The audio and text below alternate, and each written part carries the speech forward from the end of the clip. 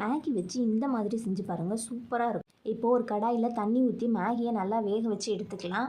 இப்போ அதை ஒரு பவுலில் மாற்றிட்டு இதில் வெஜிடபிள்ஸ் ஆட் பண்ணிக்கலாம். நான் வெறும் பீன்ஸ் மட்டும் ஆட் பண்ணியிருக்கேன். பொடியாக கட் பண்ணிவிட்டு அது கூட பொடியாக கட் பண்ண வெங்காயம், கொஞ்சமாக கேப்சிகம், அந்த மேகி மசால், உப்பு, 1 ஸ்பூன் அளவுக்கு செஸ்வான் சாஸ் ஊற்றிட்டு லைட்டாக மிக்ஸ் பண்ணி விட்டுக்கலாம். இப்போது 1 ஸ்பூன் அளவுக்கு அரிசி மாவு, ஒரு 1/2 ஸ்பூன் அளவுக்கு கார்ன்ஃப்ளவர் போட்டு லைட்டாக மிக்ஸ் பண்ணிவிட்டு இதை அப்படியே கையில் லைட்டாக மேகியை உருண்டை பிடிச்சி எடுத்துக்கலாம்.